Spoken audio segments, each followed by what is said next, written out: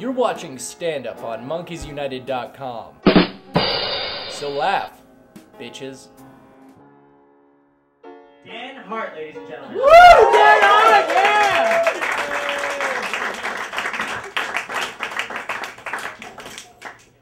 How you guys doing? Just want to say right off the bat, I've never done this before, so I might bleed a little. Just have a few things that I want to say. First of all, okay, I keep hearing about all this music that's supposedly popular. We live in this weird state where music can actually be very, very popular, even though I've never heard it. And I keep seeing commercials for this band, Nickelback. Apparently, they're named after what I would say if I had to pay a nickel to hear one of their songs. I think that bad. So I keep seeing these commercials for them. Supposedly, they're very popular, but I don't know anyone who would ever actually listen to them, or at least admit in public that they've ever listened to them. But at least they don't commit possibly the worst crime of modern music, which is the one-word song. You know what I'm talking about, like umbrella, umbrella, umbrella, la la la la la. Like, that's not a song. That's just a word that you said over and over again. It makes me nostalgic for the complexity of the Macarena. By the way, speaking of the Macarena, quick story. I was walking down the street the other day, and one of these stores that has speakers outside to make it look like there's a big party going on in here. They're playing the Macarena song, and there's a woman standing on the sidewalk, and she's dancing, but she's not doing the Macarena. She's just like this, like, yeah. How do you not know the Macarena? Like, I was in 5th grade, and I could do the Macarena. It's like, do, flip them over. It's not complicated. But this woman totally just couldn't grasp it.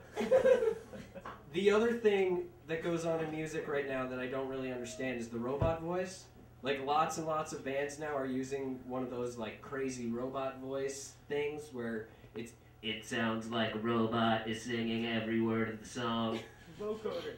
Probably the worst is Kanye West. I will say right now, I like Kanye West. Like, I like his music, but he's kind of a crazy dude. Like, I was watching VH1 the other day, and they had, like, the VH1 storytellers, Kanye West. And I'm like, okay, like, I know some of his songs, so it might be kind of cool to hear where he came up with them. No. There were no stories. Yeah, he didn't even tell any stories. He just said really crazy things, like, in between songs. Like, this was probably my favorite. He finishes this song, and everybody's cheering, and he goes, "My greatest regret in my entire life is that I'll never be able to see myself perform live." Really?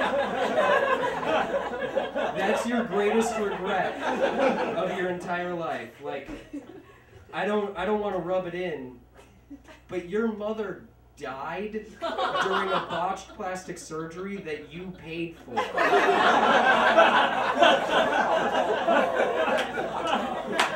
Like, his biggest regret in life should be all the traffic accidents caused by the people who step out in the streets with glasses on that are like this.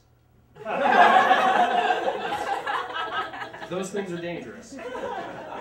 Now, I used to think that Kanye was the king of all hipsters.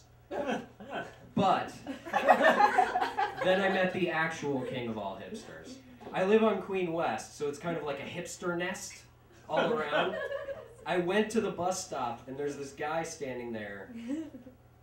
I wish to God that I was making this up. This guy... Okay, I'll start at the top and work my way down. On his head, he's wearing one of those leather fur-lined hats with, like, the ear flaps on them.